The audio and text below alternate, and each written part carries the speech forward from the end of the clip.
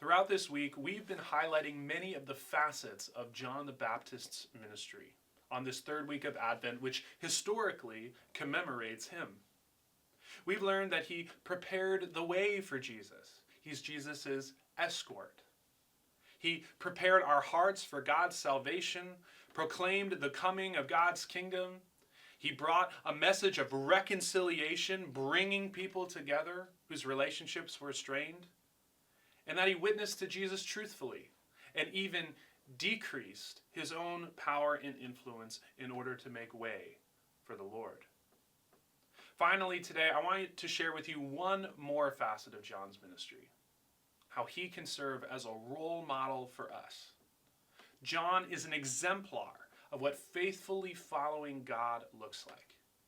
He's one of the few characters in all of the Bible who never presents as having any sort of flaw or moral shortcoming.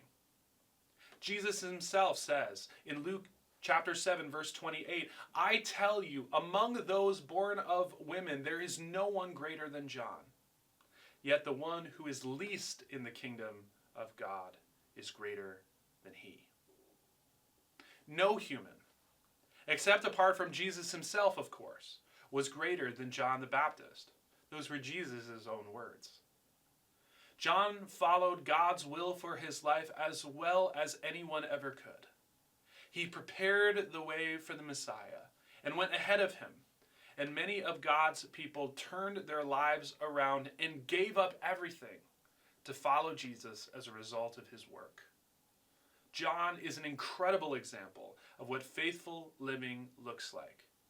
But even Jesus said, "Yet we can be greater than he." Whoever is least in the kingdom of God, Jesus says, is greater than John the Baptist. What do you think Jesus meant by that? In a similar manner of humility that John displayed when he gave up his influence in favor of Jesus, we have the power to give up our influence to become great in the kingdom of God. Elsewhere in the Gospels, Jesus says, "The first shall be last, and the last first." John gives us a model of what giving up ourselves looks like so that we might be last in the world. Servants. Just like John willingly gave himself up so that the world would turn their attention away from him and towards the Messiah, so we have the opportunity to give ourselves up and do the same. By the way we love our neighbors, at the expense of ourselves, the light of Jesus can shine in and through us and show the world that he is real. The counterintuitive, upside-down wisdom of the gospel is that the more we give up ourselves in love for other people, the greater we will be in the kingdom of heaven.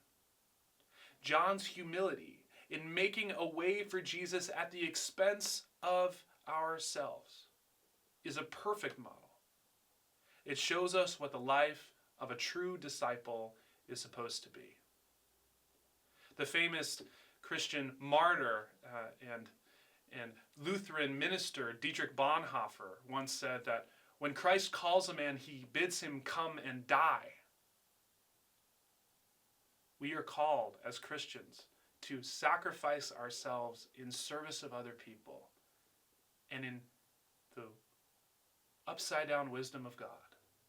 That actually means that we are first, that God is most pleased with our work and will reward us 100-fold in his kingdom. Don't overlook John the Baptist this Advent season, brothers and sisters. He has an important role to play for you and me. His ministry is worth examining.